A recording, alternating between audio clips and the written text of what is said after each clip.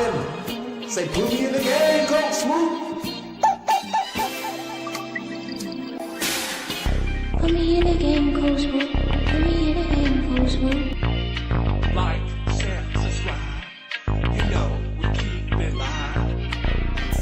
Put me in the game, Coach Smook. Put me in the game, Coach Smook. Put me in the game, Coach Smook. Put me in the game, Coach Smook. Put me in the game, Coach Smook. Put me in the game, Coach Smook. Put me in the game, Coach Smook. Put me in the game, Coach Smook. Like, share, subscribe. You know we keep it live.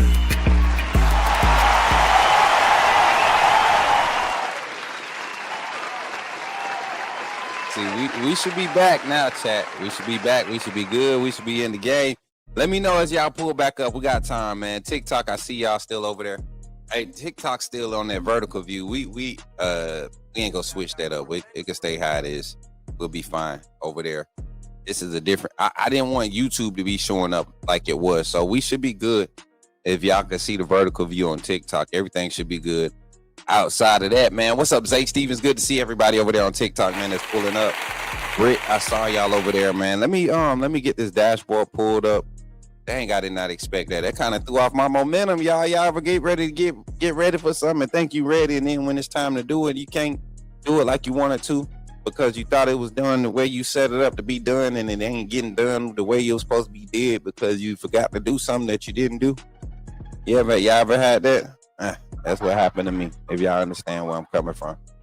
All right, so we got everything running over there. Let's go get this dashboard up here. And shout out to everybody on all the platforms, man. Let me see if we can get Facebook back up acting right. All right, shout out to the 13. We got 15 in the chat already. Appreciate y'all for being in the chat over here on YouTube, man. Shout out for the 6 likes. Don't forget when you come in, as soon as you come in, please hit the like button and run it up. We're not going to take a lot of time to get into the show today. I want to discuss some topics about how this game and the matchup is going to look.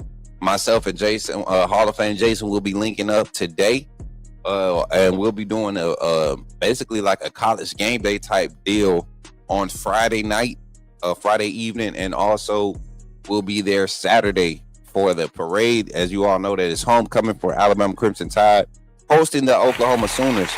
And it's going to be a great game, but it's also going to be a lot of festivities, and y'all, we're going to have a time. So if y'all are thinking about pulling up and want to be a part of the AAA game day entourage, jump in the Discord to get all the information. I got to get this Kick. I got to get Nick over there on Kick as a moderator. Nick, are you a moderator on Kick? If so, get these bot pages that be coming in trying to sell viewers. Hey, shout out to everybody pulling up in the chat. Let's do a roll call real quick, man. I really appreciate y'all energy jumping into the chat today. We're going to discuss the breakdown, and I really want y'all to call in today. I want y'all to call in and share your thoughts. I know we got Sooners in the chat. Y'all know we family. Come in and bring the facts, because y'all know when it comes to talking football, my fandom is put aside. A lot of people don't think it, but let's be real, man. A lot of things that I'm going to say today, they are going to continue to transpire, because we're not looking at it from a fan standpoint. We're looking at it from a schematics, the facts and the stats that have been proven. Also weighing in the natural, just the simple fact that this is college football and you never know what's going to happen every Saturday. And that's what makes it such a joy and a fun to be a part and be a fan of this game. So today we will open the phone lines. And phone conversations will be kind of lengthy. If you have a lot to say, we're going to definitely talk some Alabama, Oklahoma breakdown. And then this weekend, man, we not opening it up for the rest of college football because of the status and the places we're going to be at this weekend. We're really just going to focus on covering this game on both sides of the spectrum, both fan and media coverage. So, voice, here we go. Boom. Just want to make sure we got the voice, audio stuff, everything squared up. And yeah, let's get into it, man. So today we kind of went through kind of the mismatches and the disadvantages of what this matchup is. I want to get into just the matchups, not necessarily where the favor is, but what it looks like when you compare them and how they fared in other matchups. So we'll break it down. Y'all know I like to do position by position, offensive line, defensive line, all of that. We'll break it down position by position on both sides of the ball based off of our point of view, and just put the facts out there on the table. And then we'll, at the end of this show, we'll have a slight conversation, put a poll in the chat and all of that good stuff to see where our feels at with Alabama's chances of winning this game. On a scale of 1 to 10, we'll put like a little range out there for y'all. So Mary J, make sure you remind me to do that. But let's do a roll call real quick before we get into all that, man. Y'all ready to do it? Somebody say, put me in the game, coach. Let's go. All right, Mary J, let's start at the top. Who we got? We got Stevie in the chat, says, Brimmer, what's up, man? Roll Tide. Zach is in the chat. What's up, Zach? Roll Tide, Zach. Shout out to MJ, knock out Roll Tide, MJ. Got MJ in the chat. Hey, y'all, this is almost like a Friday, so y'all better turn up in the chat. Come on, Mary J. Oklahoma or die, come in peace, boomer, mother freaking sooner roll, mother freaking Tide, man. Welcome in. Frederick Lowry, good morning, Roll Tide, my guy. Zach says Saturday we are going to put belt to ass. Let's go. I'm feeling that. Let's go. He said, I'm in peace, but on the edge come Saturday, no more peace. Hey, you better come with it today. We want all that energy today. Yeah, my boss is in the chat. Hey, you know what? Sully, I got a feeling you trying to sneak up on me in T-Town. Don't surprise me, bro. If you pull up, you already know you're a part of the original 8-day game day crew, man. So appreciate you for pulling up today. Erica Calhoun says, good morning, coach. What's up, Susan? Roll Tide. Let's go. What's up, Raj? He says, listen, I got this one for Rye, y'all. I got this one for Rye. Roll this, y'all. Roll this down the river.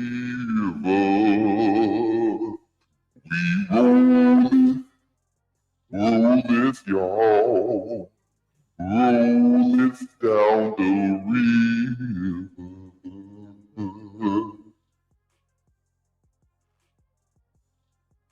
Come on, man, y'all. Oh, come on, man. Y'all know that just sounded good. Let's go. Roll Tide, Rod. What's good, Bama? Big Bama in the chat. Let's go. Roll Tide, Big Bama. Let's get it. Leslie said, I hope we play a better game on Saturday than we played this Saturday. We're going to talk about it, man. Come in here with all that worrying and stuff. The game ain't kicked off yet. Don't start that worrying. If we play a better game than we played Saturday, we're going to blow them out by 20. You got to remember, we played a game like we played Saturday against a good team. Against a quality team in LSU. And won 20 to 9. Yeah, we missed off some spots, but we also caused them to miss on some spots. We also make them turn the ball over. They caused one turnover, and that was because our quarterback held onto the ball too long. Other than that, we don't got much to worry about. We go out there, we execute at a higher rate, we're going to be good. Antonio, what's good? My guys checking in over there on TikTok, man. Shout out to all the viewers on TikTok, man. Let's get into the show, man. We here at the 8-minute mark. I know y'all ready to get into some conversation. It's going to be a matchup. So if you're ready for it, somebody holler in the chat right now. Say, put me in the game, Coach Smook. Put me in the game. Let's do it. You talking about Jalen Milroe and the Pips? The perfect weak side linebacker, right? Put him next to the mic. Not going to take us a lot of time, but I want to say that I'm excited about what. Okay, forgive me, my brother. What's on your mind? Oh, I'm good. I'm just still sorry for all the other content creators now that we have this mega star back in our presence. All right, chat, let's get into it, man. The breakdown, the Alabama versus Oklahoma breakdown, the one you've been waiting for. I'm giving my score prediction today. I don't care about no bad juju or none of that. Kalen DeBoer, this staff, this new culture that this team is kind of building right now. It has me on a different side of my own beliefs when it comes to predicting what this team is going to do. And I've had my thoughts on when this offense would click, when the defense would turn up. And I've been kind of on track. So I'm going to stick with how I've been doing things and how I've been projecting this team and how I'm watching things develop. Because if I was to turn on the TV, and I got family members that watch our show. And when I say family members, I mean like Alabama players and their parents. They watch this show. And they sit here and they wonder why everybody else but a few of us, and then when I say a few of us, I'm not going to name drop today. We want to get good clips cut up today. So I'm not going to name drop today's. I don't want nobody in their feelings about their thoughts and their opinions, and my thoughts on or my opinion on their thoughts and opinions. So I get a lot of these messages, and I promise you, man, there's no reason to lie about this. When family members, parents of players that's actually getting opportunities to play and we're winning, and they're talking about, they're not necessarily lifetime Bama fans. They're just diehard because their son is here. They love what the culture has done for them and their family during their time here, as far as the Alabama fan or a part of the Alabama family. And they wonder why there's so much negativity or pessimistic nature, as they like to call it, pessimistic type of approach to, I guess, breaking down the team or evaluating the team compared to the rest of college football. And we had a caller, Jimmy. Shout out to Jimmy from Ohio, man. He came in and said some real stuff. He said you would think that Alabama was a 4-loss team struggling and holding on to a playoff burden. If you listen to a lot of these other podcasts, and it's true. It's true. A lot of them just complain about the run game not working. At one point, they were complaining about us not being able to stop the run. And every week when I kept saying that this team is getting better, they're picking up on this, they're picking up on that, I can continue to see things developing, and it's only a matter of time. Once you get to a certain amount of reps, once you get into a certain amount of times you see a certain look or a play call, or even a play design, a style of play calling, you start to pick up on things and you naturally pick up speed. And it usually happens faster development-wise for the defensive side of the ball. Any coach with extensive coaching experience knows that it's always been kind of easier to develop defensive players on the defensive side of the ball, and it's been generally easier to kind of build a game plan defensively. So to see the defense come along and click like they have, it was only a matter of time. Schematically, with the type of athletes that you have, you should be able to run just about any defensive scheme with the group of athletes that Alabama has and Kane Womack has available on the defensive side of the ball. But that two things can be true at once. If he was not a good defensive coordinator, do you think they among the SEC, not just nationally, but among the SEC top 5 in the SEC defensive efficiency stats? And these are stats that did not start off at the top of the rankings. You had a lot of teams with padded stats, and I kept telling y'all, when you get an opportunity to play against Southeast Louisiana State, then you go and you play against a struggling Florida, South Carolina team in the SEC, you don't get much credit in my book because you're not dealing with the full product or the full potential. And that's not your fault. But don't try to pad your stats and pad how good your defense is or your offense is when you're not dealing with that team's best form. Now, what I can be confident in when it comes to Alabama this week, Oklahoma is going to get in variations at some point in the game the best version of Alabama football. We have seen more instances of that popping up in the last 7 games. To be honest, let's truly be honest. Since the Florida State loss, you have seen Alabama's football team, you have seen the Crimson Tide win in multiple different ways. They have not beat teams the same exact way every time. We lean on our defense, and it's going to happen. Go back to 2008, 2009, when Coach Saban and this team started to transform back to that national championship contention standard, the style of play, the type of games they went through as they went through their cultural embracing phase, right? So there is no hype behind what's happening for Alabama. Let's flip the page. Let's talk about Oklahoma. This is a team that came in. This is Brett Venables, I believe, his 4th or 5th year. I got my brother Jason in the chat. And Jason, if you set up somewhere, you can jump on. We can go ahead and make this like our pregame show, and then just break you off for the phone call segment. We'll as a matter of fact, we'll just have Jason come in for a phone call segment after we do our breakdown. We'll let him come in and really speak on behalf of what to expect from the Oklahoma side. But when I flip the page and I'm just looking at giving y'all an overview of why both of these teams deserve the type of energy that they're getting.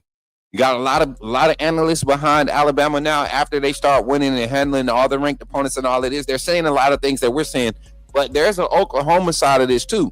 Oklahoma came in with probably the highest expectations because of what they were able to do in the portal with getting John Mateer, the assets that they brought back with the defensive side, the players, the experience over there, the recruiting class that they signed. They have a lot of young talent. David Stone, I believe that's the defensive lineman name, is supposed to be the anchor of their defense. R. Mason Thomas has shown up this season. They have done everything they're supposed to do as far as coming into the transition to this season, and then they replaced their problems last year with their offense problems. That was the expectation, that Oklahoma and John Mateer in this offense would be in national championship contention. Now that part of it is not out the window, but it has not turned on consistently for this team yet. And identity-wise, offensively, they have not found their identity. And in some games, they have had to come out of their defensive identity to assist the offense to keep them from losing games. And sometimes that works out for teams. Sometimes you can be a defensive-led team, but when your offense is lacking the efficiency to at least give the defense a breather, and you're going up against another team that presents some of the same type of qualities, the same type of effectiveness defensively. Over the past 6 weeks, the highest rated defenses in the country have been Alabama and Oklahoma. Number 1 and number 2 in the SEC are Oklahoma and Alabama in that order. Some consistencies are showing up. Like Alabama, Oklahoma is not going to try to do a whole bunch of formations to disrupt your offense. Even when you spread this out, we're not going to try to use a whole bunch of different personnel. Brett Venables has a great way of disguising multiple looks with similar pre-snap formations. Meaning I'll line our Mason Thomas right here off on the edge, 6 straight snaps, and we'll give you 6 different looks from this. We'll have our secondary line where our leverage is outside press, inside release, inside free release, and we'll give you 6 different coverages from that. That's what Brett Venables does with his defense, and that in turn creates chaos for opposing offenses. So when you don't hit your opportunities and you allow them to get you out the field, you're keeping that defense fresh, and they execute at a high level. This is a defense, I think their highest snap count this season is at 67 snaps. So that means you're pretty efficient on defense and you're getting on and off the field. You're giving your offense plenty of opportunities. Now, and on the other side of that, and we're not doing downs and bads right now. We're just doing overviews of what teams look like. The difference between Alabama and Oklahoma right now is when Alabama has to have plays, whether it's offense or defense. And I didn't go back and count each critical moment play because depending on who you are, you can consider the last first down to seal the game a critical opponent, a critical match. I mean, a critical moment in the game. Or some of you may consider, like me, I look at where there was a 3rd and 2 in the second quarter after forcing a turnover, and you're up by 10 points, and you got 4 minutes left, and you have an opportunity to really steal a possession. The other offense is struggling. I think a 3rd and 2 conversion where maybe they were able to stuff the run 2 plays in a row, and you were able to convert on play action on a deep ball where it puts you in scoring motion to run more clock or to handle the clock. However, you have full clock control. Those are key moments. But when I say Alabama's made plays in those moments, we've seen it consistently week in, week out. Especially in those pressure moments. We saw it in Georgia when conference play started. We saw it in Vanderbilt the following week when the Vanderbilt's offense responded right there. When we got punched in the mouth, we responded, and Vanderbilt's offense responded again and was moving the ball. The defense stepped up and made a play. Then against Tennessee, same thing with Ty Simpson and the offense. John Mateer in this offense has struggled in key moments. The defense has been great, has done immaculate. They've been immaculate in creating opportunities for the offense. John Mateer in this offense is struggling. How confident are you in Ben Arbuckle as your offensive coordinator going into Brian Denny, knowing and there's no secret to what Brian Denny has turned into over this season as far as the stadium presence and the crowd. The crowd has been Bama Nation. I know we have our differences during the week, but Saturday when y'all show up to that stadium and y'all show up the way y'all do, man, that's how we should be during the week. It shouldn't change up because something didn't look perfect. As long as we're winning and we see this team, and it's okay to discuss some of the deficiencies. It's okay. Discuss them, but don't act like we can't change them, because one thing about it, both of these teams are getting better week in and week out. I saw Oklahoma content creator. Y'all know who it is, man. We've had an interaction with him last season, RJ Young, and he got the best of us. And I've really been reaching out to him, periodically here and there. We have, short conversations about, Bama did this or Oklahoma did this, and it's good, cordial stuff. And I've seen one of his takes, and his energy behind Oklahoma this season, it sickens me, because you're in a better position this year. regardless of what's been happening with your offense, Oklahoma's in a better position this year to move forward and to build off of a complete product, right? With what the offense was able to showcase early on. And that's what people don't cherish in college football as fans. You guys don't cherish the moments when there is opportunity to build. Like if I see Ryan Williams, have one less drop every week, I'm excited.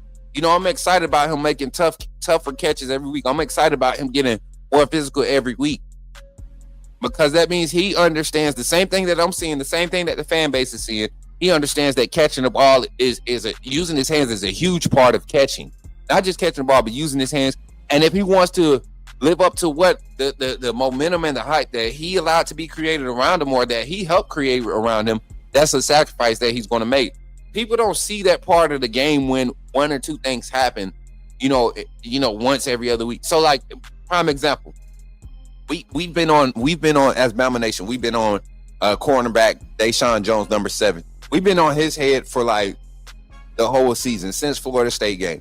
We've been talking about, see, when you come in and your complaint is not only that he's a problem, but why he's a problem, where his deficiencies lie. You have legit questions about who can replace him or give us an opportunity there. And then when you see those very thoughts and those things play out, Red Morgan getting an opportunity, Xavier Brown play some spots in his position. Like, when you see other people get in that spot, and you have the factual evidence to go off of, even with the stats. You see the pass completion percentage go down across the middle of the field when he's not in the game. It's just a totally different game when Seven's not on the defense. That's not us complaining. That's not us being fair with. We're talking about how we fix the problem. But when you got people coming onto their platforms and they're talking about fire the defensive coordinator, or the 4-2-5 doesn't win national championships, it can't stop the run. And we're literally seeing phases in the game where the 4-2-5 can stop the run. Like, where we're creating negative plays. Tackle for loss ratio, tackle for loss rate. Go look at the third highest in the country right now in the past 4 weeks. Third highest in the country right now, tackle for loss. Texas A&M and Alabama are right there in the top 5.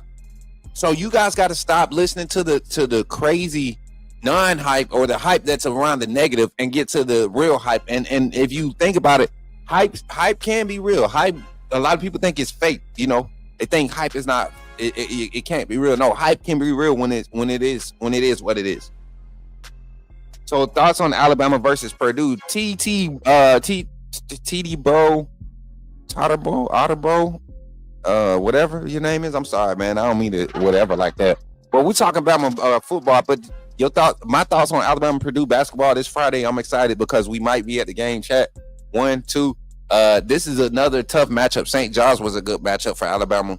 I love our front court. Our back court right now. I love our back court, the guard rotation and play. Holloway, Wrightsell coming off the bench. I think he needs to stay coming off the bench and be very limited in his offensive, as far as the ball being in his hands offensively to create. Let him play off the ball a lot more. He moves without the ball good. Big man wise, Ada Sherrill, I think is just just a ticking time bomb waiting to just go off. He's a mismatch problem. The whole squad is solid, man. Against Purdue is going to be another game where you have to be disciplined. I think that's the difference with this team this year. You got a younger core of players, right? But this young core is mature. And we've seen that early on in this season. I can't wait to see the rest of the season play out. But that's a little bit of basketball. I just want to make sure you got acknowledged over there on TikTok, man. Thank you for tapping in. Make sure you come over on YouTube and subscribe on YouTube.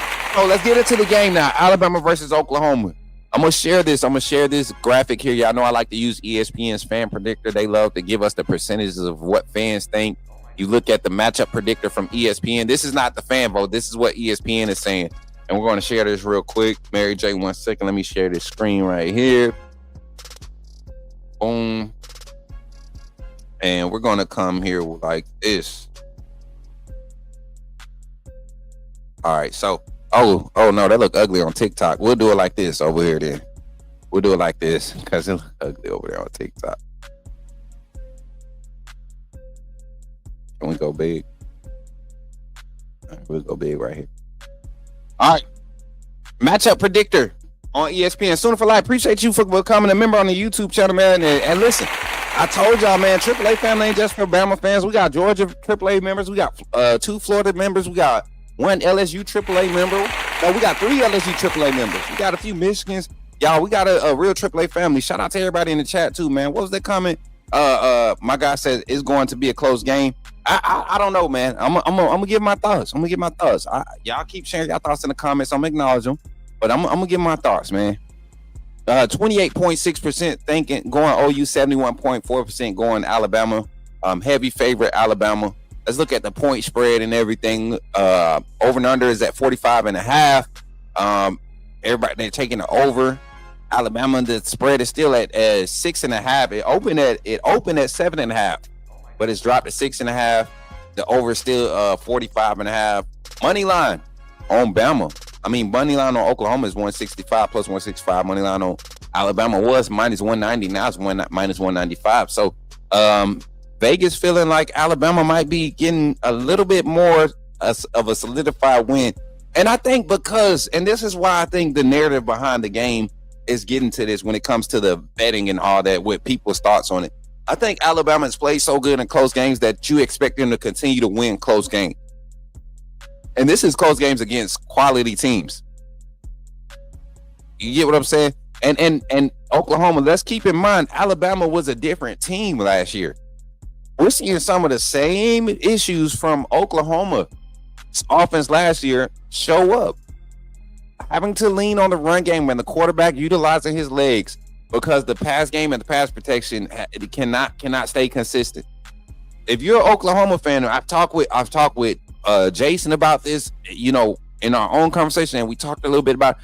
But one difference between Alabama and Oklahoma, we use our pass game to get out of trouble. You guys can't depend on your pass game to get out of trouble. And right now, the 2 best run defenses in the SEC are matching up this weekend, and neither offense has had a consistent run game. So if the law of averages are playing out, when people start favoring Alabama, it's for that reason. You have everything stacked up. If Alabama was on the road in this situation, I could see it kind of leveling out. But you guys are coming to us this season.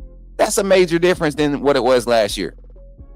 I also truly believe that you all would watch that game again and see where Jalen Miro just missed on a lot of looks.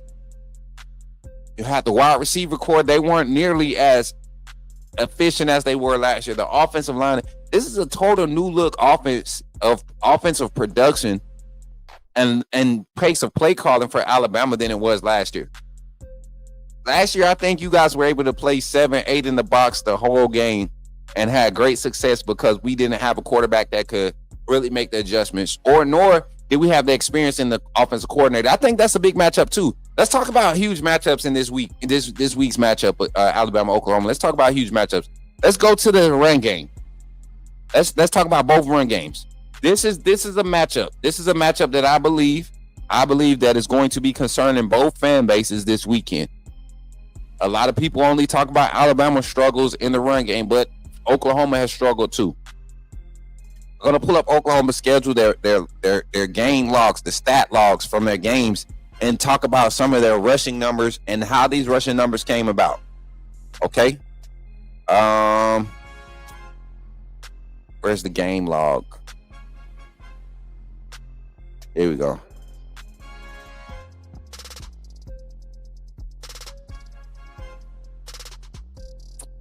All right, I got the wrong page up. Give me 2 seconds, Chad. I'm gonna pull it up. I think we can pull it up right here.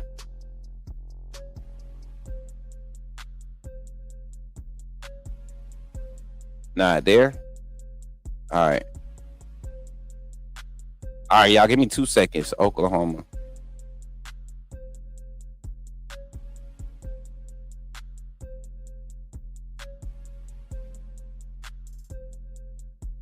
Here we go.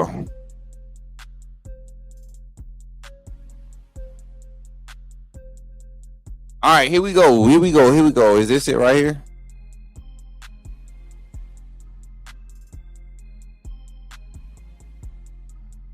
It's not it either. It's not what I'm looking for, chat. Hold on. I thought we had the link. Is this the sports reference link right here that I'm looking for? Yeah, here it is. Okay, I knew I had a link saved somewhere. All right, now we got it here. Just this season alone, rushing stats game by game. And I want y'all to look at this, and I always do I like the yards per carry, touchdowns, total plays, offensive attempts, all of that, all the rushing attempts. Here we go. I want to name these opponents. This is week 1 against Illinois State. He is Illinois State. 32 attempts for 103 rushing yards. Not a great game rushing, right? But we saw John Mateer in that offense kind of showcase what we should expect from them performing at a high clip against Illinois State. Against Michigan, a tough game where they played against a quality defense. You saw more so of what they would their bread and butter would be in those type of games, those physical matchups where you're neither phase of the offense is explosive, but it's efficient, and you're being complete in what you're doing. And Michigan was not able to get home with Oklahoma that first week. They did not have, I think they only had 1 turnover, 2 turnovers that game. Oklahoma did. So that's one consistent that's showing up, the turnovers. Okay. But the rushing attempts, 40 rushing attempts for 138 yards, 3.5 yards per carry, 2 touchdowns. And out of those 74 total plays, they handed it off 40 times. They ran the ball 40 times. I think John Mateer had like 67 yards that game. I don't have the individual game stats up right now. We're just talking about overall attempts and yards. All right, next, let's talk about let's match opponents or style of play. Auburn runs a similar scheme to what we're seeing at Alabama right now. Auburn runs a similar scheme. They came into this game and really gave John Mateer and Oklahoma's offense some problems. The rushing attack, 26 rushing attempts for 32 yards. We know Auburn's front is their biggest part of their defense, the most effective, the most impactful, probably the most talented part of their defense. They were able to really set Oklahoma off of their averages. Oklahoma did not have an explosive passing game. John Mateer had to create a lot of plays. Out of those 62 plays, and they struggled to move the ball in that game. But total offense, they ended up getting the second half surge. We remember Oklahoma fans remember us cheering for them, and we're hoping that they did not lose to Auburn. Then the loss to Texas. We know Mateer was hurt that game, coming off this surgery. Was not ready to be back in that game. Has not looked the same since then. The run game has not been able to help them, though. You're talking about 30 rushing attempts for 48 yards against a Texas team who at that time, I believe, was just trying to figure it out. And this game was kind of their confidence booster. They ran 69 total plays, ran the ball 30 times, and was only able to get 48 yards total in that game, 1.6 yards per carry. And that was the second game of the season where they had less than 50 yards. I don't think Alabama has had that type of game. Total yards rushing, that's a concern. When your pass game is off and defenses are getting pressure on your quarterback like Texas, can you run the ball? They have not shown that yet. The next game, let's talk about, let me exit out of this. Then they showed up against South Carolina. That to me, them being able to go on the road and play the type of defensive game that they played against South Carolina, and then the pace that they played on offense is kind of what I think they're going to have to hope can happen to start the game against Alabama. Rushing game, once again, 40 attempts against South Carolina for 171 yards, 4.3 rushing yards per carry. That's literally the clip where you want to be when your pass game is struggling. Another difference in this game, though, John Mateer didn't have any turnovers. The offense didn't have any turnovers, and you see, not necessarily explosive offense to put up 40 points, but if you look at how they controlled their game because of their efficiency, they were able to have a more complete outcome. Looking at the Ole Miss game, they struggled to run the ball again against Ole Miss. And ended up breaking. And we know Ole Miss is number, I think going into that game was like number 3 behind Kentucky. I think Ole Miss was ahead of us by a spot, giving up explosive runs. Everybody was talking about Alabama's explosive runs. Well, we saw Oklahoma be able to benefit from John Mateer, his legs, and that I forget the running back that went off that game, but he went off that game too. They had some explosive runs in that game, and you saw some plays made by the wide receivers. Ole Miss though was able to kind of throw them off their game defensively, and that's where we saw Brett Venables' defense finally give up 30 points in the game. Finally give up 30 points in the matchup. And then the Tennessee game, the last time we saw them on the field, this Oklahoma team showed some grit. But I guarantee you, if you ask them what they thought about their offensive performance in the first half against that Tennessee defense and some of the opportunities that they gave up in the run game, Oklahoma fans will be concerned because Tennessee is not a strong rushing team either. They've just been able to run the ball when they needed to. Kind of something that I've said the same about Alabama with how they've been able to run the ball when they need to. Let's look at Alabama's rushing stats before we give our final synopsis over why we're talking about Alabama football. Stats 2025. Here we go. I knew I had that one bookmarked. Rushing stats. Let's get into it. Rushing stats for the season, game logs. And I'm not going to take as much in Bama Nation. We're kind of familiar how these games look. I might stop at one or two spots and kind of explain it. Week 1 against Florida State, 29 attempts for 87 yards, 3 yards per carry. We know what happened that game. Got away from it way too early. That's not a bad clip for us to stop running before we got to that 35 attempt mark, and we had 43 pass attempts. That's just a kind of sidebar. UL 36 for 212, 5.9 a carry, 3 touchdowns. Wisconsin 22 for 72. A lot of people were complaining about not going in and running the score on that game. I felt like we did exactly what we needed to do. Georgia 3.1 with 38 attempts. We ran the ball effectively against Georgia. 3.1 yards per carry. They played a pretty solid box, shaded the box a lot. Thought they could match up in the past game. We saw that was a mistake. Vanderbilt tried to come in with a similar concept, shading that box. And we still were able to create some explosives with Jan Miller being back for his second game. He took a bulk of that. Was the first 100-yard game by a back in this season. Missouri game came out, had a tougher time running, but leaned on the run a lot more in this game and was still able to get closer to that 3-yard per carry average. Tennessee game, ran the ball well, I believe, very solid in different ways. Extension of the run game was effective. South Carolina did not run the ball a lot, but ran it effectively. And the 3 key times that we did turn around and hand it off to the backs, we got some huge momentum plays and positive impact off of those plays, positive outcomes from those plays. Same thing this past week against LSU. I think this past week against LSU was the second time this season where I felt like Ryan grew up in the offensive play call and got away from the run game too early, the traditional run game too early. And we saw the least effective output all season from our offense with 26 attempts and 56 total yards in the game, averaging 2.2 yards per carry. Most of that coming in the third quarter when we start to kind of control the ball more and settle down. So I look at the offenses matching up with the run game. Where is the edge? Who has the most explosives? Who can create the most explosive? Which scheme against the defenses and the quality of run defense that they're playing against will be able to balance out what each offense wants to do. I think both of them have the potential. Alabama averaging 3.5 yards per carry over the season, and Oklahoma right there in front of them at 3.9 yards per carry throughout the season. 3.9 yards per carry. You look at the total yards, they're roughly around the same total production. I think Alabama total yards in the season is more right now with right at 1,000 total, because we have one more game than Oklahoma right now. I think we have one more game on record than Oklahoma.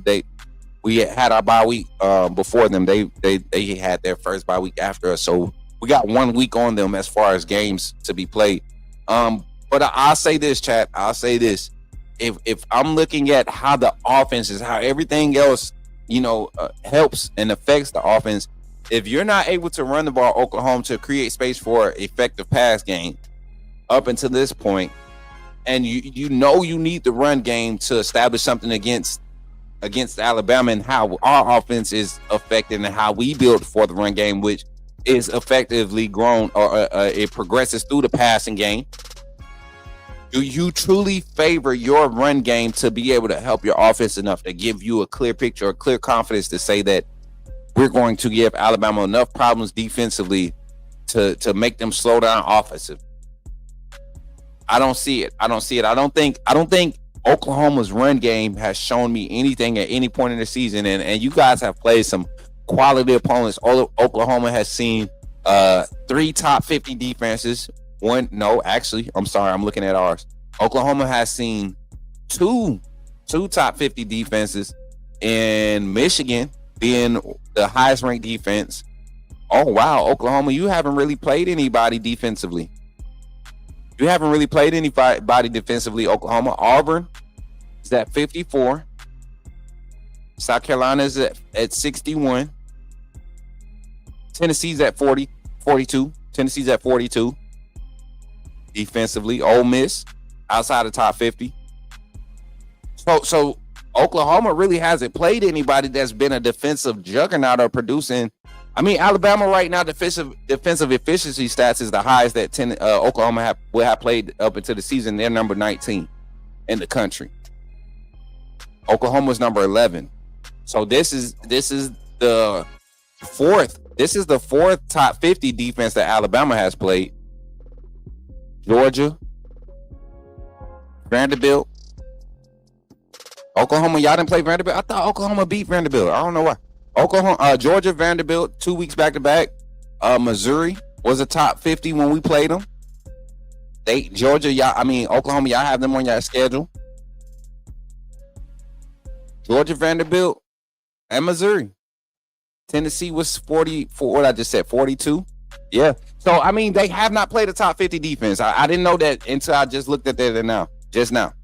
And when you look at the way the top 50 defenses play compared to the rest of the country, there are small spots that you could pick, and a lot of these teams, like I said, their stats are padded. But when I see similar opponent styles of play crossing, we don't use transitive property. We just use our data. We use our data, and when styles match up and the numbers are kind of matching with styles, this kind of favors the Alabama run game to have a little bit more success against the Oklahoma run defense than it is for Oklahoma's run game to have success against Alabama's run defense.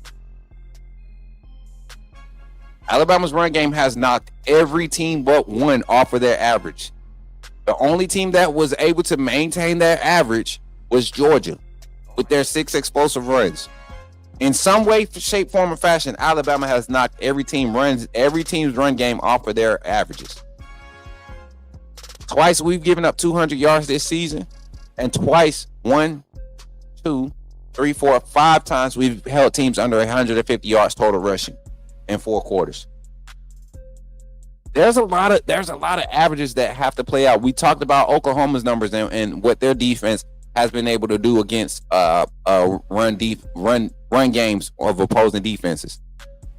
Have not given up a 200-yard game. Have yet to give up 150 yards total in a game. Average yards per carry 2.5. They're knocking teams off of their averages when it comes to the run game. Top 50 offenses that they're playing, like they played Tennessee, they played Ole Miss, they played Texas. Texas is number 56, but close enough in my book. And these offenses struggled to run the ball. The most success you saw was Texas game. And I think that was more so how many times they had the ball possession-wise with the lack of production from the Oklahoma offense. And then the Michigan game, they started early. Ole Miss ran the ball a lot against them. Not effectively, but ran the ball. They were able to, stick to their pace of gameplay. But this is a tough run defense. For a team that's been struggling with the run game, both teams struggling, both run defense, that's going to be a key matchup. Where does the edge go? That's one of those that has to play out. Who can get the most explosives in the run game can really set apart, change the outlook of this game. That's just one part of it. That's just one part. I want to get to another part before I open the phone lines. Defensively, let's talk about the passing defense of both teams. Passing defense of both teams. Now, Alabama's going to get credit for a lot of the numbers that we produce against opposing pass offenses. And Oklahoma, we've kind of talked about their struggles. I think a lot of it has to do with Mertier and the injury that he had earlier in the season. He's not comfortable anymore. I don't think there's a time where he's looked comfortable. Even in the win against Tennessee, he made some plays, but he didn't look comfortable. And it just so happened in that game, the defense truly stepped up and created some opportunities. I mean, the defense stepped up and carried that game for Oklahoma. But I look at the passing defense for both sides. Alabama has only given up more than 200 yards twice this season. Defensively Against the Tennessee game, 108 of those yards, 117 of those yards came in the fourth quarter. We were up by 2 possessions. You had to, you kind of was playing more so prevent type coverage. They was hitting a lot of underneath in the middle of the field, things open up. And then against South Carolina, Lenore Sellers and that squad, they hit a few explosives. Nick Harbor's a 42-yarder was the longest explosive pass play. And everything else, the average yards per catch against Alabama in that game was under 6 yards per catch, right, in the pass game. I look at Oklahoma's pass defense. They have not been able to get pressure on the quarterback as far as creating sacks. They have not been able to create a lot of sacks, but they do get pressures. They disrupt the pocket. And they're one of they're the best. They're the highest tackling efficiency team in the country right now. I think they're leading in pressures. They're leading in tackle for losses right now. So this is a team that can get behind the line of scrimmage and make plays and keep you from creating momentum. But in the passing game, Oklahoma has been susceptible to heavy passing teams. You look at the teams that have had success against them in passing, and I'm talking about like serious success, not just scramble out, throw up a prayer. We're talking about Ole Miss, Tennessee, and we know Joey Aguilar is going to give you opportunities to make picks on them. Oklahoma capitalize on that. But Ole Miss, Tennessee, the most recent ones, they had the most success. Archie Manning and that Texas offense was not a formidable passing offense to really compare at that point in time in the season. The offensive line was horrendous, and we know that if Mateer is healthy in that game, that's a different game between them and Texas. Well, Ole Miss, Tennessee, you saw a high completion percentage for both teams. Ole Miss not as much as a high one. Trinidad was having a few problems early in the game, but you saw his effectiveness in the second half. 300 total yards, 315 for Ole Miss, and 393, almost 400 for Tennessee. I think you have to pay attention to those numbers, especially how recent they were. If this happened against Auburn early in the season, to speak of, you gave up Auburn's highest passing total against the conference, as far as going against conference opponents. You gave that up to Auburn with Jackson Arnold and the guy that you guys got rid of. You let him throw for 220 yards against y'all. Not a good look. Not Jackson Arnold throwing 220.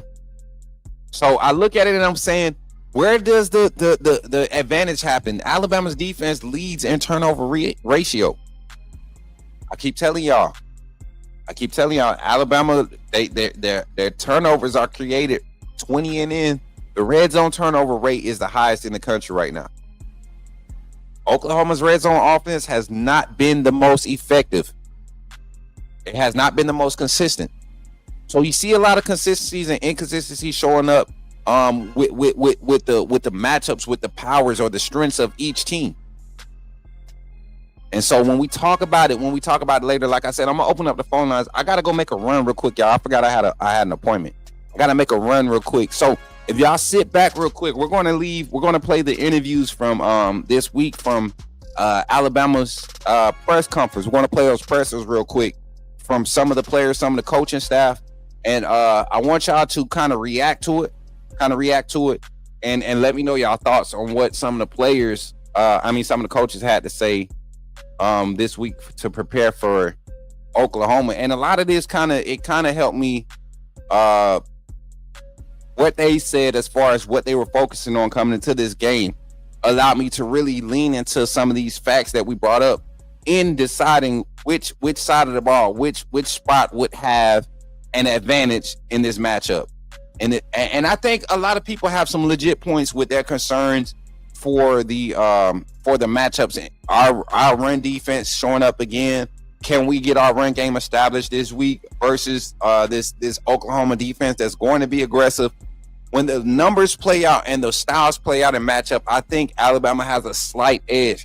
And then you carry over those facts into being at home and being comfortable in your space on your field, handling business, knowing that just having that right field. They played a lot into Oklahoma's hands last year, right? There's good reason to believe and hope that it plays into Alabama's hand this year. So we're going to bring up the Kane Womack interview. We're going to bring up Kane Womack first. And then after, hold up, let me exit out of that real quick. We're going to bring up Kane Womack. And then we're going to do Ryan Grubb after that. And I'll be back, y'all. So don't go nowhere. If you are on TikTok, if you're on Twitch, anywhere else, other platforms, y'all go ahead and make sure y'all stick around. Listen to Coach Kane Womack and what he had to say earlier this week in preparation for Oklahoma coming into this matchup this week. Y'all chatting with Coach Smook here on the Coach Smook Network. Check it out. Okay. Looking back at last week's game, I think, defensively, I told the guys, I think we're playing, as fast as we have played to this point in the season. I think the guys are playing with a good bit of confidence. They seem to, really enjoy playing the game with each other. I think there's a swagger and an energy that we're playing with right now, and that needs to continue as we navigate through the regular season here. I think there's some opportunities that we're creating from a pass rush standpoint that we're improving in. We still left a lot out on the field in terms of pass rush opportunities that we were not able to capitalize on, and so there's some things that we've just got to continue to push and work. But I do think that we're trending in the right direction there. And then the way that we're playing in the red zone right now is giving us a chance, to get off the field, and then certainly our ability to create some takeaways. And I think, all those reps that we have worked in the off season and throughout the season in our takeaway circuit. I mean, you had a couple plays in the game the other night that, they're textbook teach tape plays. So that was really encouraging to see in terms of ripping the ball out, punching the ball out. And so I think we're taking steps in the right direction there. When you look at this opponent in Oklahoma, obviously they're a very dynamic offense, quarterback that, can do a lot with his feet. He's got, really good arm talent, kind of, puts the ball all over the yard. He's got a lot of different arm angles and the way that he gets the ball out in the RPO game and the quick game, and being able to scramble and create and extend plays. You look at some of their off-schedule plays or some of their most explosive plays, and so that's something that we got to do a great job of, having 11 bodies that are swarming to the ball, play in and play out. I really like their running back room. I think they do a really good job. Physical, big. When they get out in space, they've been able to hit you for explosive plays. And then, there's a couple guys in the receiving core that are pretty dynamic with the ball in their hands as well. So it'll be a great challenge for us, like it is every week in the SEC, and looking forward to the week of work ahead. Thank you, Coach. Let's start with Charlie here in the audience. Yeah, Coach, just with your inside linebacker play of late, how do you see that going? It kind of seems like all three of those seniors playing at a high level. Yeah, I think those guys are doing a good job. I mean, they're, you look at Deontay, he's just coming back from where he was a year ago, and he's just gotten better and better coming off of that injury from last season. I think he's playing some of his best football right now, which is really encouraging. He's playing fast, he's playing aggressive, and then, just the leadership that he brings to the table, and the peace of mind I think that the rest of the team has when he's out there on the field from a communication standpoint of getting everybody on the same page. A large part of good defense right now is not losing games by errors and mistakes and MAs, and you see that really across the country right now when you look at defensive play. And I think right now, one of the things that we're doing at a fairly high level is just executing to consistency, and he's a big piece to that as well. But I thought Nakai Hill-Green probably played his best game of the season so far. Those guys are trending in the right direction, and certainly that's what you want. Good teams get better, good defenses get better, and we've just challenged our guys to take little steps in terms of improving their game as we're going along. I think that group is doing that. Go to Nick on the right. Yeah, I feel like playmakers is a word that gets thrown around a lot, but this, especially with the offense at times, but defensively, it seems like you have some playmakers. I know that you harp on taking the ball away, but is being a playmaker something that defenders can be taught, or is that something that they just innately have? Yeah, that's a great question. I think, typically when you make plays on the ball, there's a confidence that you have in doing your job at a high level. And so you know what to do. You play with anticipation. I've told you guys this before. Defense is inherently reactionary, right? Offense comes out in the play, we react to it. But if you start to understand what we're doing at a high level, and you recognize what the offense is getting ready to do, right? Then all of a sudden you can play with anticipation, and anticipation creates production. And so I think we've got guys that are playing with more anticipation as we go throughout the season. They're seeing more football. You know, a lot of times you see the things that show up on tape that you've put out on tape, you're going to see those things again. Teams have a style of how, you know, they maybe want to try to game plan and attack us. And our kids, I think, are very aware of the weak points and weaknesses of a certain coverage or a certain pressure or whatever it may be. And so they're ready for those things and playing at the high level. And then, you know, some of it is just great instincts in the moment, right? Can you think to, you know, punch the ball out, right? Or you know, create a strip in the moment. And I think you got guys like, you know, Bray Hubbard and Mackay and Deontay Lawson, you know, to name a few that are doing those things. So front row to the left, Colin. Looks like the tandem of Tim Keenan and James Smith and London Simmons, Cedric Hill, like pretty equal in terms of snap counts. Is that due to keeping guys fresh, rolling guys in and out, or is it what it goes into that? And do you see kind of a continuation of production between those two groups, or how would you assess it? Yeah, I think you know, I think Freddie does a good job of keeping those guys engaged, and you know, to me, they're you know, they do a good job in the week of practice and the week of preparation, and then they get out there on game day. You know, we try to be mindful of, like, you want to play those guys early because as the game goes on, if there's one guy that has a hot hand, or you know going into the game there's a guy that's, you know, clearly the better player, you want to make sure that dude is available right in the fourth quarter. And so we try to really push ourselves to an uncomfortable position of getting guys on the field, simply because you want to make sure that, you know, when you get into that game like we had against South Carolina, we played a lot of players early in the earlier part of that game. And I think at the end, you saw some of our best players step up and make plays in big moments, like Tim Keenan and Deontay Lawson. At the beginning of the season, I don't think either one of those two players would have been in position to do that, you know, just from a rep-based standpoint. And so we try to be mindful of that as we navigate through a game. Go back row in the middle to Alex.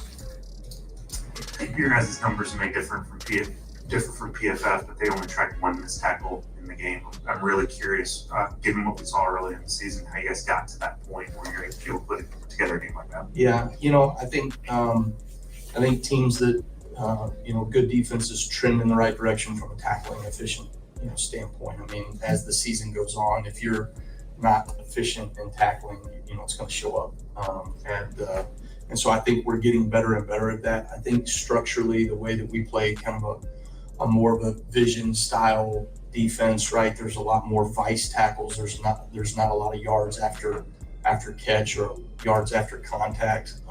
And so that structurally kind of helps us a little bit as well.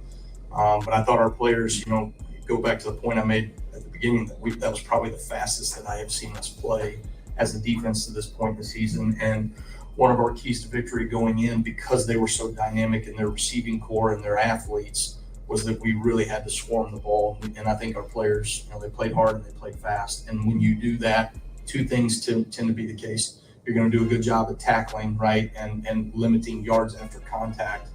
And then you're also going to create takeaways. Effort always creates takeaways. So. Go to Joe, left middle. Coach, last time you faced off against Ben Arbuckle was the New Orleans Bowl. What do you remember about that matchup at South Alabama, and what have you seen? And what do you see in the Oklahoma offense right now? What he's doing with the Oklahoma offense right now? Yeah, we got our ass kicked. Is what happened. Yeah. Sorry. So, I appreciate you bringing that up. I needed a little edge this morning, so that's good.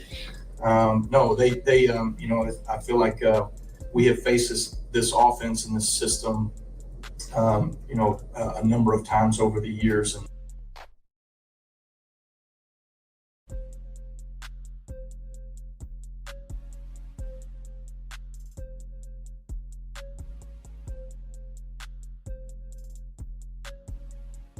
things up. I think, you know, Ben did a great job in that game and has done a good job, you know, in his first year there at Oklahoma. And so it'll be a good challenge for us. I mean, you know, this is the SEC. You face really good offensive minds every single week, and you have a body of work that you put on tape that you have to answer for. Some of those things are good things that we put on film. Some of those things are not. And if they're not, they're probably going to show up in the game plan. right? And so those are things that we really try to be mindful of ourselves in terms of, how we can fix those things. But certainly, they'll present a number of schematic challenges for us this week. Let's jump to Chase on the far left. I want to ask you a little bit more about Nakai Hill-Green. When he came from Colorado, his reputation was a little bit more of like a downhill gap plugger, but over the last month or so, it seems like he's making more plays in space outside the tackle box. Can you just speak to that part of his game? Yeah, I think he's again, he's playing some of his best football right now. Nakai is, the players, they call him Unk. I think he's the oldest guy in our defense. He's 24 years old, and he's just so solid and so steady, and he knows.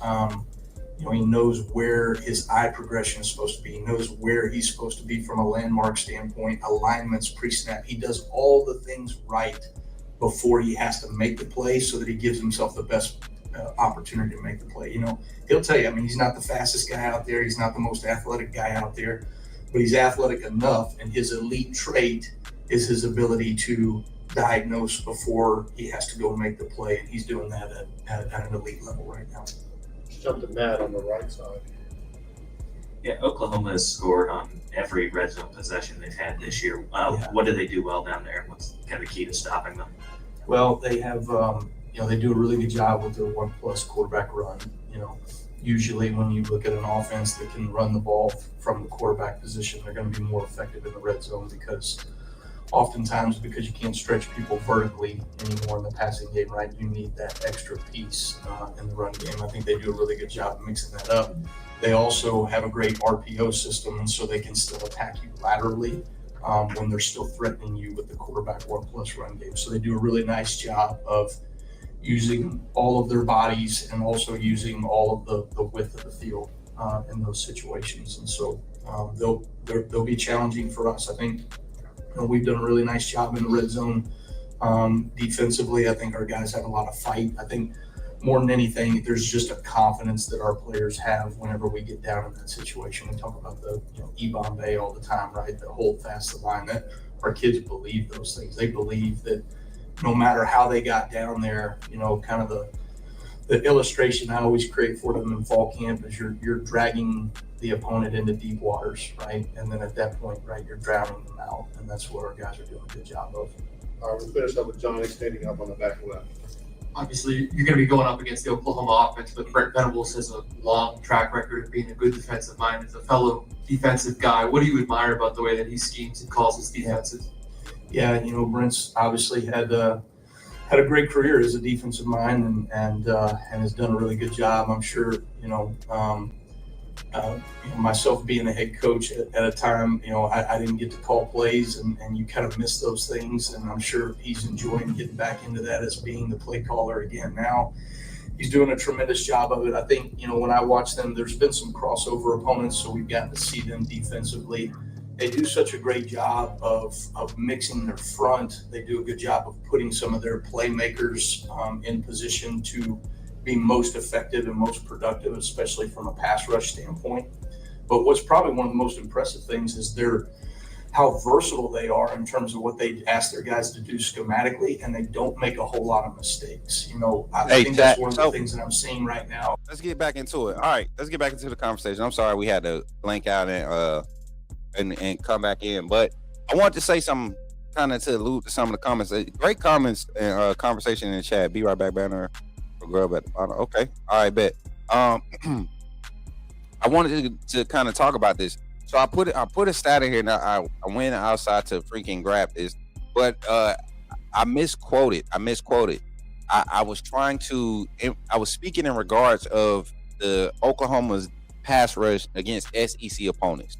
They have not been amongst the top against SEC opponents. Their highest game sack number against SEC opponent, I think, was 3 sacks this game. We just saw Alabama come off a 4-sack game. Like this is a pass rush that's getting better week by week. We saw Oklahoma's athleticism and the decisive or the clear-cut talent gap difference in competition between a lot of their early opponents And we can even look at how they played against Michigan. A true freshman starting at quarterback for that game on the road was definitely a hard feat to go against. So I'm not discrediting what this Oklahoma defense has done or what their potential could be. But when you start mirroring styles of play, when I look at what you guys did against Tennessee, you did not have a great sack game. You had a great pressure game. I want to highlight that stat also. Oklahoma right now in the country, and where did I put this doggone know that? Is it is right now in the country, I mean not in the country, in the SEC. Against all SEC opponents, you've played. What's Oklahoma's record right now? So I didn't even look at their record. They're 7-2 right now, so that means they've played. They've played how many conference matchups? Hold on. This will be our 6th conference game. Oklahoma. I keep saying LSU. Yeah, this will be our 6th conference game. So in the 8 games that you've played, the 9 games that you've played thus far, right? 5 of them are against conference opponents. In those other 4 games, and when we talking about your sack numbers, your 33 sacks, in those other 4 games, was it 21 of those sacks?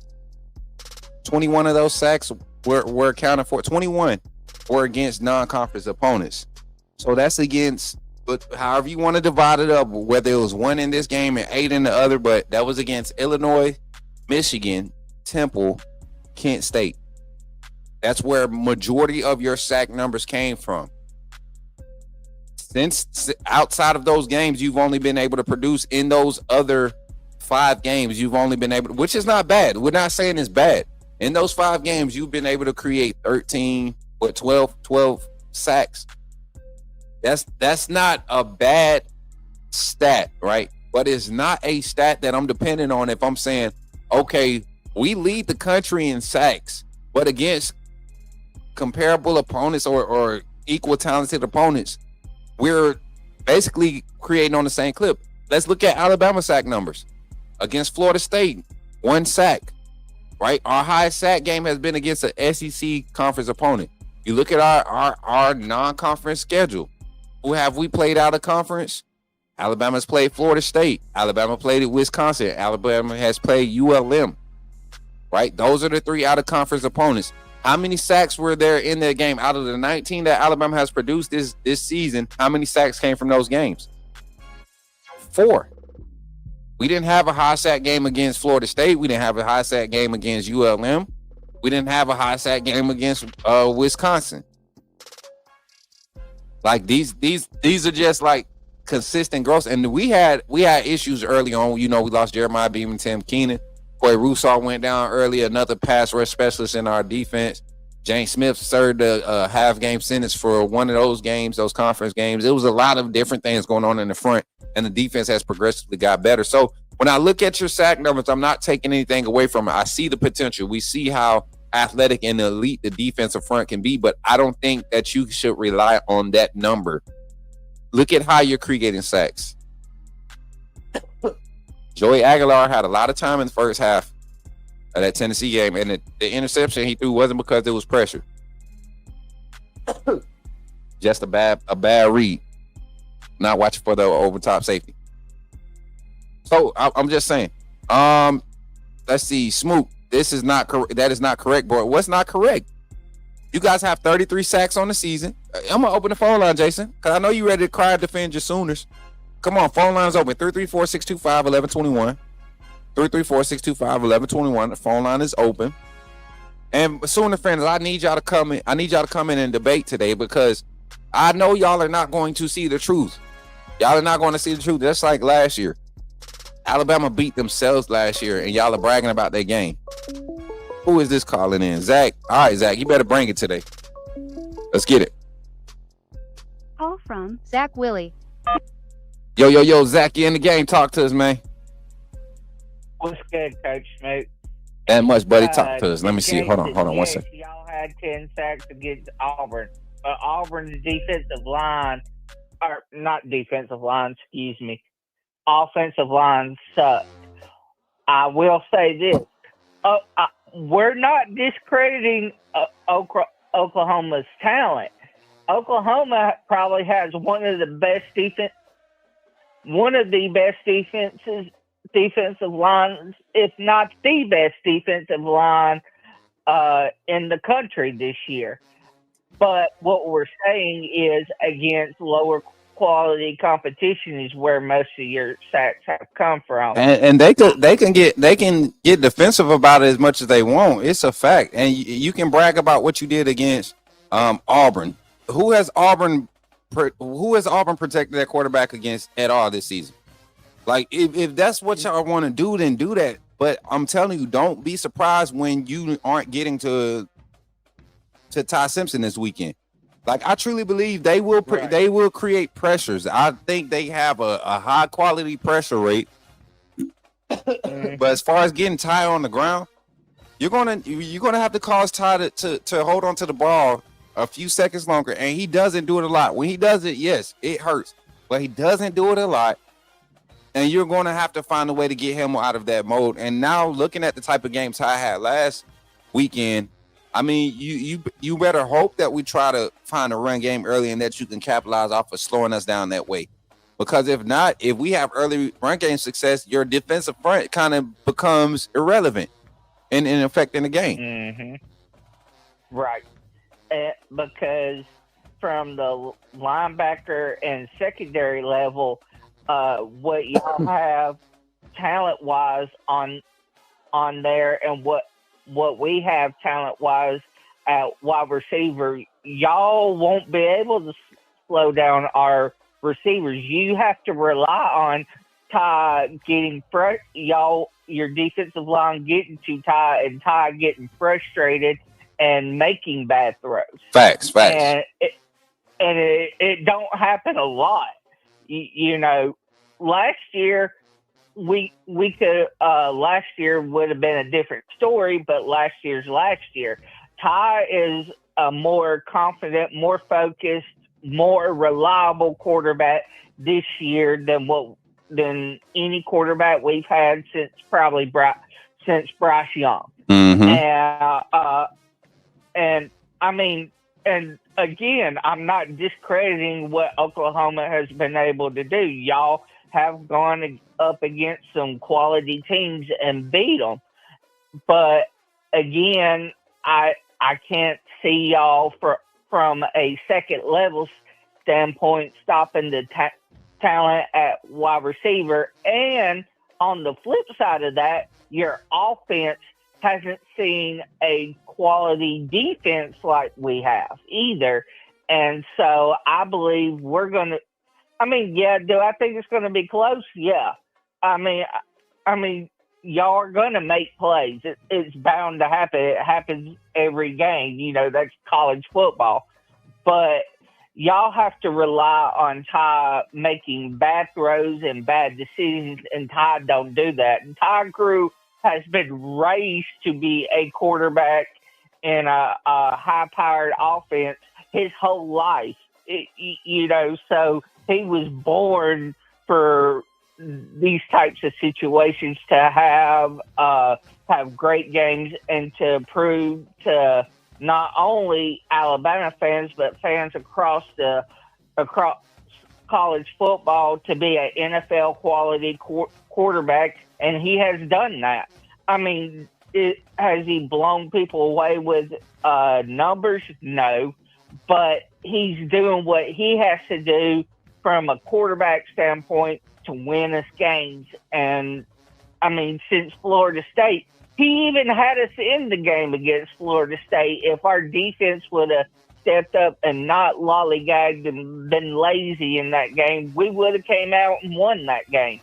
Again, it was the best thing that could ever happen because it showed us our flaws and what we needed to work on and refocused and re-energized this team to come out and play for Coach DeBoer and Coach Kane Walmick and Ryan Grubb and the staff.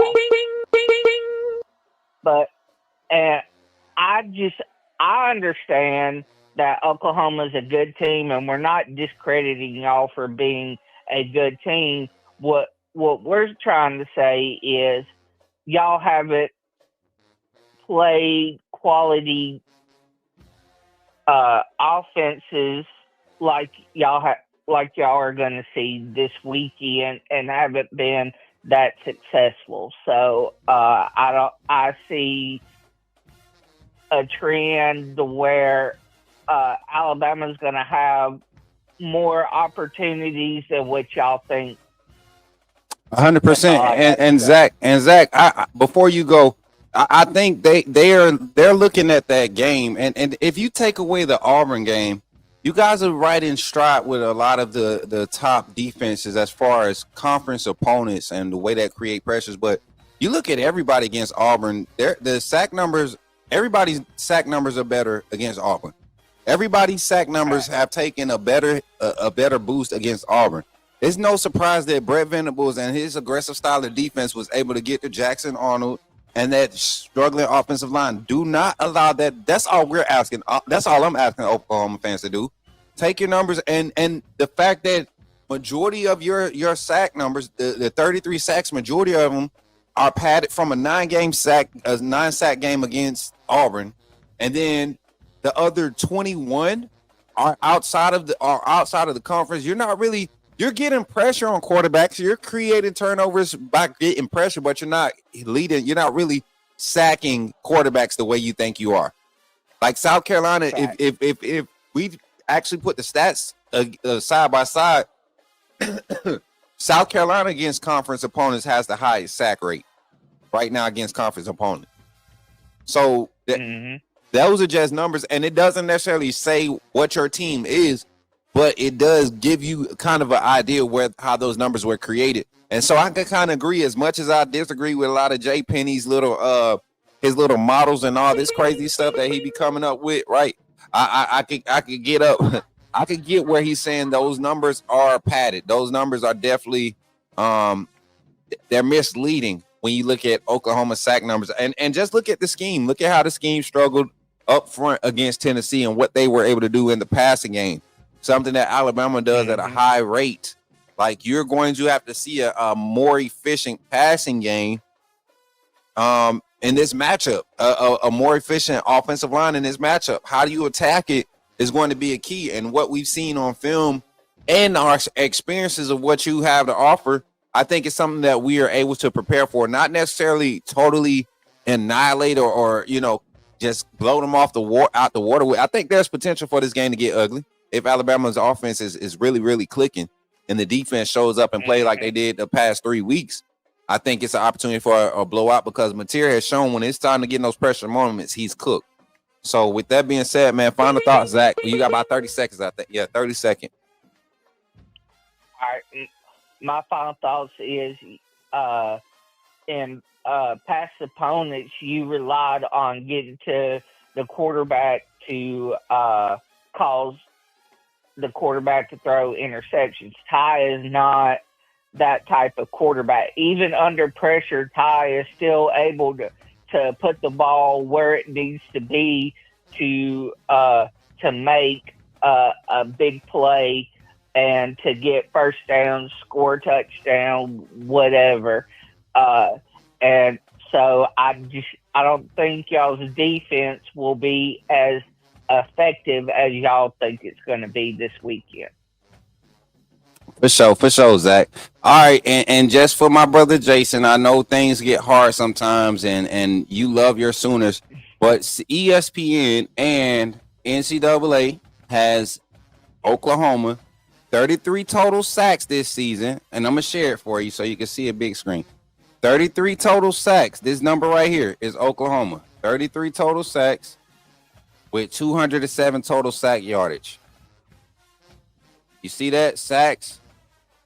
This is Oklahoma statistics, official statistics. I know you do film study and you want.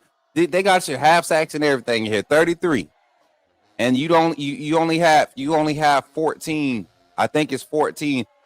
21 of them came outside of the conference, so that means only 12 of them have came in conference.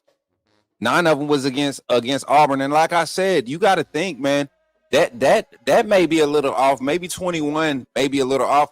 But go watch the games. Oklahoma does not get a lot of sacks, man. They're not just sacking teams. That Oklahoma Auburn game, it did not wake people up and be like, oh wow, this pass rush is super elite, super talented. It didn't do that because everybody knew how trash Auburn's offensive line was. That's like somebody coming in with the assets, that's like LSU bragging about throwing 500 against Kentucky's secondary right now. The worst secondary in the SEC, maybe one of the worst in the country right now. Like, why brag about that? Why even point to that? Now, if you're getting pressure, I truly think Oklahoma will be able to design some things and disrupt phases of our passing game to where we might get into one of those games where we're seeing a lot of checkdowns and they're able to, really crash down on plays by clouding a lot of their back end coverages and secure tackles in the open field, something that they do effectively, right? Putting us in a lot of 3rd and 7 passing situations, 3rd and 6 passing situations. But to their disadvantage or to our advantage, that's where Ty Simpson thrives. So it's not like last year where if you get us in 3rd and passing where we're worried. We kind of want to be in 3rd and passing. Ryan Grubb, Kalen DeBoer, they don't mind being in 3rd and passing. It's 3rd and 2 that we as fans and the people on the sideline that know the game of football where we get concerned. We see a run formation. We see 11 personnel or 12 personnel. We see that type of formation. We're thinking run, and then we come out in play action or we jet motion, play action, read option, everything in one play for 2 yards. That's where we get concerned at. So if you guys can't disrupt us enough to get us off of that style of play calling, you're in trouble, and you haven't been able to do it to many teams. You've done it in clutch moments, but Alabama's at home this week. This team is going to be aggressive. Don't allow us to make those 1 or 2 hits that we missed this past week against LSU. It could be a totally different look. But Zach, I appreciate you for calling in, man, and roll tide, my guy. Yeah. Roll tide, coach. All right, y'all. Y'all give it up for Zach. Phone line is open 334-625-1121. All you Boomer Sooner fans in the chat, y'all typing. Phone line is open. It's open, man. Y'all doing all that typing. I want to hear what you got to say. I'll give you a flow. I'll give you the flow just like I did, Zach. We got graphics and stuff we pulling up. Getting puffy in here. Getting what? Getting puffy in here. What's getting puffy? Oh, everybody getting mad. Hey, they do that, man. They do that, especially them Oklahoma fans, man. They block me out the chat. They see, and this is why I love the Hall of Fame family. They think I forgot about them blocking me out the chat when I came in after they lost, man. They blocked me out the chat. They put me in timeout, man. I wasn't even talking trash. I just came in to check on my bro. Meanwhile, Bama, the only team with more ranked wins all they can. Man, listen. I don't think they are factoring in the type of offenses we've played. You guys have not seen John Mateer at his best yet. Not in conference play. You've yet to see it. You go? Girl, you scared me. I thought you was going to. Girl, you scared me. Chad, don't laugh. Sweetie. You scared me, girl. I thought you dipped out already. The dogs had came back in here, started doing their thing. But 334-625-1121. Phone line is open. 334-625-1121. Y'all call in, share your thoughts. Name the last lost Alabama we scored to. What? Name the last Alabama we to score a. Try again, sir. Brag about 5 sacks against Texas while losing by 40. Oh, Lord. Say is FSU. Yeah, I mean that's all they're gonna be able to talk about. But the real football fans that watch the game and are listening to what I'm saying out of unbiased thoughts, they understand where I'm coming from. No matter the way you strike it, your numbers are padded. Oklahoma. Look at your production against Tennessee. Look at your production against similar teams. Who have y'all playing? What offense has Oklahoma played that gives you similar type of effectiveness and efficiency and skill set across the offensive line and the wide receiver room? Tennessee. I give y'all Tennessee. I will give you that one. But that's one. And we saw what that game looked like. Y'all needed that quarterback to give y'all the ball. And that's a huge difference in the game. When you're playing against a quarterback that does not turn the ball over, it changes how you can dial up your defense. Any smart coordinator knows that it changes how you can dial up your defense. And at some point, in most cases, and we saw Coach Saban do this, we've seen Kirby Smart do this with some of their best defenses. In most cases, when you play against that great quarterback, you give more than you take, right? You contain more than you try to take away. Even in dialing up your pressures, Oklahoma has one of the highest pressure rates in college football. I think they're number 3 or number 4 in the country right now as far as pressure rates. Their play calling against the three wide receiver sets, their blitz callers against three wide receiver sets is one of the highest in the country. Also, we know Alabama's base formation is a 3 wide receiver set. We come out in the 11 personnel. You see a lot of trips. You see a lot of tight. You see a lot of wide bunch. We play, so we can expect them, if they don't send the pressures, them getting out of that mindset or out of that mode of play, it plays to our advantage. They have to respect what we do in the pass game. And hopefully, their hope is that they can get home with 4. Their hope is that they can keep a solid box, right? Solid 5-6 man box, and be able to play within the means of that. Play within the zones of that. And then when opportunity presents itself, take advantage of those. On the flip side of things, Alabama doesn't necessarily have a key or a target number of explosive plays to really dial into it and say what Oklahoma does great offensively. Oklahoma fans, I hear y'all about your defense. Y'all been raving about your defense, but what about that offense? Y'all have a lot of problems on offense. Your offensive line, your running game. Like, once again, we got to establish this. You have not played a top 50 defense. You have not played a top 50 defense since Michigan. Auburn, it was the best defensive front you played against. Texas, right outside the top 50. South Carolina. Ole Miss, not a top 50 defense. Tennessee, not a top 50 defense.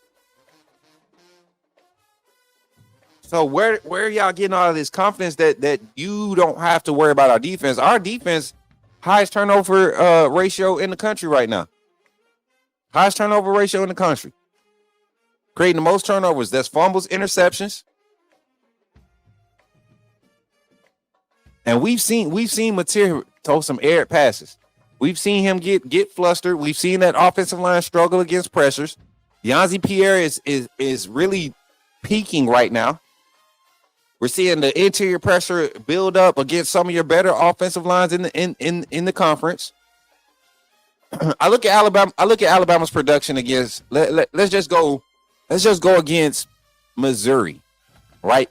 The run game that Missouri was able to bring into that game, right? The very thing that they need to do bread and butter wise to keep us in their wheelhouse, and this is on the road, right? Might I add, against a quality, healthy Missouri team. The number of negative plays created by Alabama's front in the run game is what forced them to leave the run game alone. Ahmad Hardy had a long run of 11 yards. Jamal Roberts had the biggest explosive run in that game of 39 yards. And 102 of their yards came in the first half. 112 of their yards came in the first half. 112 of their yards came in the first half on 18 carries. In the second half, because of Alabama's defensive efficiency in containing run game, making adjustments, they were only able to run the ball 10 times, and they were able to gain off of those 10 carries. They got 53 yards. One of those was a 9-yard scramble by Perbulia in the fourth quarter. I don't know, man. I just, and I'm not being a fan right now. I'm looking at it. If Alabama was on the road and our struggles were our struggles like they are, not having the consistency in the run game, the struggles containing the pass pressures, the 6 and 7 man pressures, right? If we were in Norman, that's a different level. It's a different weight to consider. You got Ty Simpson at home. Homecoming at that. This could be his Heisman moment.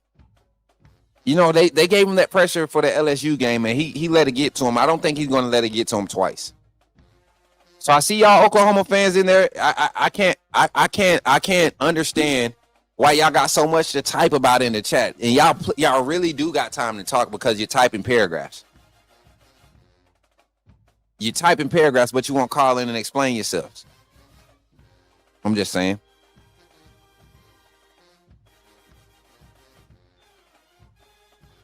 What? Hold on. Let's see. We getting spicy in the chat. I like this. Let's see. We had 5 sacks on Texas 4-string blown. Didn't Texas smoke you guys the last time you played JP Sniper? Why does that even matter? Why does that even matter? Didn't Texas smoke you guys last time y'all played? Like Oklahoma died. Didn't Texas smoke you guys last time you played? Like, what are you talking? What kind of comeback? Right, J Pitty, I didn't even see your comment. Oh wow. The only way they could beat us. Hey, you sound like a Georgia fan right now, Oklahoma or die. You sound like a Georgia fan right now. Their offense scored 17. I'm saying, like, what's the point we make? I'm trying to catch up on the conversation. We haven't played Oklahoma in T-Town since we were on probation in the early 2000s. Go look at national championships and let me know. Oh, they talking trash. If we claimed all the national championships like you guys, we would have one less than you guys at 17, but we're not that lame. Let's just talk about modern college football area. The national championships you've been able to see each team win. Let's talk about that in your lifetime. So if you're my age, the number doesn't even compare. You get what I'm saying? You can't win this argument with the history thing right now. You can't win this argument. Stop it. Oklahoma or die, almost as lame as having to go back 25 years to talk about your team winning a national championship. Let's talk about that, or do we not want to talk about that? Since we just talking about the history. Let's keep the main thing. OU is beatable and we will be ready. Our defense is about to feast on material all night. I think that's where the difference is. If they don't have a decisive game plan that forces our defense out of our 3-man front, out of being comfortable in that 3-man front that we like to throw at y'all, with that floating wolf, I like to call it the roving wolf, right? When you see Pierre and I see Noah Carter getting the release to do it and get his hand out the dirt and stand up and float that D line and, you know, make the right pre cadence looks. Oh man, I love it. I just don't see where Oklahoma has the fix for it. And I know you all have had a bye week. I expect the wrinkles. I expect a tough game, but I don't think y'all have the answers to really say, oh, we had Alabama on the leash. We had them by the hair. We had them, close. I don't see it. I don't see it. I think this game is going to be a good one. There's going to be moments where you guys make plays. I think our red zone defense versus y'all red zone defense kind of makes this game even more interesting. How effective both defenses have been in the red zone. How do each coordinator, and we're talking about two great offensive minds in Ryan Grubb and Ben Arbuckle. And we can even throw Kalen DeBoer in this game. I think he might have his hands a little bit more on how we attack this game. Offensively, he might have his hands a little bit more involved. We've seen big games already this season where he's kind of been more involved. The Georgia game, he got a little bit more involved in that game. So I could see that being a good matchup to look at. And then defensively, Kane Womack versus Brett Venables' mindset and what he has. We know, say what you want, Brett Venables is calling those plays on the defense. How does Kane Womack match the intensity? You can't say that you have a lesser talented team or none of that. Their offensive line has problems. I guarantee you, Brett Venables is not going to wait to attack our weaknesses. If he sees 75 out there at right tackle, he's going to send some stunts and some opportunities there. He's going to see how long 75 will last. He might look at the film the same way I do when he looks at 75. When he looks at form, he's like, all right, he's good for about 14 snaps, especially in pass pro. He's good for about 14 snaps. And then when it gets tough, if they're not extending drives, if they're not creating long drives, if they're missing passes downfield, he gets in his own head. The more we crowd the line in those moments where they need those points, or they feel like they're getting behind the chains of momentum, we can crowd his vision and get some success off of that. That's how I would attack Alabama's offensive line. Because outside of that, they're top tier. You might get a slip or ankle mix up or whatever, tangled up in dropping back in pass pro every now and then to get pressure on the quarterback. But for the most part, the weakness in Alabama's offensive line has been 75 at right tackle. I think Caden Proctor is playing his best ball right now. Your best pass rusher against Caden Proctor right now is probably going to go 50-50. And Ty Simpson is going to win more so than none in those 50-50s. So I'm just looking at matchups across the board. I don't see Mateer taking advantage of his weak offensive line, creating those moments for him and taking advantage of those spots. I've seen him struggle a lot. And fandom aside, Mateer has not been, and I credit a lot of it to the injury, but he has not been the Heisman caliber quarterback that everybody thought he would to be. Right now, truly, if you do just numbers purely based off of numbers, he's not a first round contending quarterback right now with just the numbers. So I don't know. And it's a lot has to do with the injury, but also Arbuckle has to find a run game, just like Grubb has to find a consistent run game. Arbuckle has to do the same thing. You guys talk about total rusher. Your lead rusher against Texas was Blaylock with 33 yards. Right? That's the game. That's the game where you needed a run game. You needed that to come out. Against Tennessee, who was your leading rusher? Xavier Robinson. That's who y'all excited about. Xavier Robinson, he has his one-off game, kind of like what we saw from Jaron Miller. Is that who led y'all in rushing that game? Was it Xavier Robinson? I'm trying to pull it up, but we freezing on the back end. Same thing against Ole Miss. I think Robinson has been a guy I think y'all are excited about, but I'm telling you all, this is not. Yeah, I feel like this is what Oklahoma fans are doing, and this is what I said about our run game. Oklahoma's defense should not have any issues with the style of running game that we've been presenting. They should not have any issues containing it, right? If they allow us to hit our averages, if Oklahoma defense allow us to get off a few of those Kyron Lacey type runs, or especially with Daniel Hill or Kevin Riley looking to go lean on them a little bit more this week in the run game, if Oklahoma allows those type of runs from like Kyron Lacey that they gave up with Kyron Lacey a few weeks ago, because that's the last time I really watched them in game, and even the Bishop, young man Bishop from Tennessee, if they give us opportunities like that at home, this won't be that type of game that you got in those other matchups. This won't be that type of game. I'm just being straight up. You don't have your margin for error. Your margin for error is very, very narrow against this Alabama team this week, especially after winning the game like we won against LSU in that ugly fashion. Margin of error is very slim for Oklahoma. So once we get back into this later on today, man, y'all tap in with us. We're gonna have another live show. We're gonna get with Jason before the weekend's out, and we're gonna get into it, man. We're gonna do Smook, Texas is number 2 in rush defense in the country. Where are you getting your stats from, Zach? I mean, Jason. Why you texting me? I know you on the phone. You texting me. You could have called into the call in. Talking about you calling in. No, I got somewhere to be. I told you 1 o'clock. I got a live stream to do at 1:30. We got to go to the store. We got to be back by 1:30. I got to finish this post show. We're going to open the phone lines up, though. We're going to have the phone line set up when we come up and set up for our pregame shows, Jason. We're going to have the phone line set up. But, yeah, don't feel bad. Hey, Jason came in. Listen, and y'all, Bama Nation, go help Jason platform this week. He on the road. He doing his things from the mobile studio, y'all. Y'all give it up for my brother. We for real been If I didn't know anybody else was all in on this industry and their vision and this, I know my brother is. So if he go live today, we'll come in there and disrupt his live and continue to preach the facts. Oklahoma fans, y'all in for a rude awakening as far as the game. I know if y'all showing up in T-Town, though, get with me and Jason, man. The AAA family is going to be really present this weekend, and we would love to link up with everybody that's supposed to be pulling up in the T-Town this weekend and enjoying the festivities. It's homecoming. And I'm telling you right now, Bama fans, the college atmosphere there is very cordial. As long as you got good energy, it's going to be good energy everywhere. Good trash talk. Watch out for them youngins, though. Them youngins, they get that look in their system. They get kind of crazy. So you got to just be kind of careful.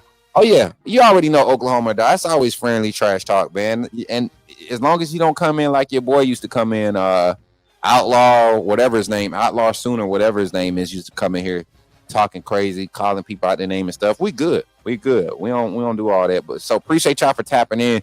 And y'all really helping the numbers this week, man. Y'all really helping the numbers this morning.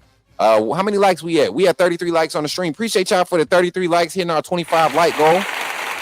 As always, man, y'all know we beg for them likes, man. We beg for them likes. I got to get my hair done today. Everything, man. It's gonna be a good weekend. I got some important people we supposed to be meeting up with. We got some recruits that we're going to be tapping in with while they're on campus. We might have Jordan Edmonds on the show tomorrow or Saturday. We might have Jordan Edmonds, Alabama 5-star cornerback commit, which we might be having him on the show.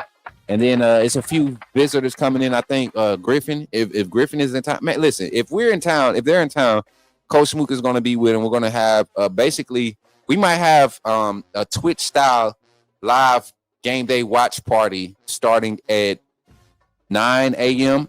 Saturday morning, going all the way through the game, through the call-in show. We might be live legit 6-7 hours at a time. And so anybody, all of our moderators, and this is from both sides, this is going to be a collective collab effort. The way that we're pitching it for myself and Jason's channel, we want to maximize viewership on both sides. So y'all help communities. Let's combine the Hall of Fame family, the AAA family, and if any other fan base families from Alabama and Oklahoma want to collab and do this, man, we're open to it. We just want our communities to cross and have the same quality interaction that we have with each other. We want that to be when we bring other people in. Now, I'm gonna tell you right now, I don't want none of the 401k crew. I don't want them around because I get tired of they talk. I don't want none of the who else? If you watch, y'all know who I'm about to say. I'm not gonna say it. Y'all know. I don't want, if you got that fair weather energy, I don't want it, man. Please stop. Don't come around here. Do not come around here trying to act like you've been with us the whole time. I seen my Hall of Fame crew hold it down when they took their L's and saw some of y'all jump ship over there. I saw some of the same thing with some of my LSU boys. I seen a lot of it. I'm sorry, Nate. You know, I can never get through a show without being petty. I can't never do it. Y'all gonna pray for me? Pray for me, y'all. I can't help it. I'm working on it. And my bad, TikTok. What it do, Dalton? C. Alexander. Tennessee didn't run the ball a whole lot in the game against Oklahoma, though. Facts. C. Alexander. I don't think we're going to, if we don't see it early, we won't lean on it. Ryan Grubb hasn't shown me otherwise. Now, if he surprises us, that'll surprise. I truly think that'll surprise even Oklahoma and their staff if Ryan Grubb tries to lean on the run game this game. So we'll break it down even more. I'm trying to get this done so we can get our clips off this show and finish it out. But we'll be live on TikTok here in about an hour with some live gaming content. I'll be doing a live game simulation tonight, Alabama versus Oklahoma. I'm trying to find the users to play so I can coach again. I loved how the coaching one looked. The first one should be coming out after the Eastern Illinois game, and we're going to put that out like weeks. We're going to put each live game simulation out, edited version, hopefully every day going into the Iron Bowl so we can kind of track how the season is going. And we're just going to have fun. We're just going to have fun the rest of the season as we continue to grow. But I appreciate y'all for tapping in and tapping the screen, hitting the like button, subscribing, becoming members, joining the AAA family, all that good stuff. We appreciate you. So with that being said, I'll catch y'all on the next one. And remember, when you see me in the streets, holler at me and say, put me in the game, Coach Smook. I'll catch y'all on the next one.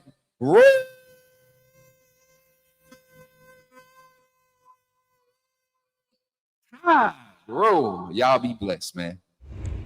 Remember, when you see me in the streets, holler at me. Say, put me in the game, Coach Smook. Put me in the game, Coach Smook. Put me in the game, Coach Smook. Like, share, subscribe. You know we keep it live. Put me in the game, Coach Smook. Put me in the game, Coach Smook. Put me in the game, Coach Smook. Put me in the game, Coach Smook. Put me in the game, Coach Smook. Put me in the game, Coach Smook.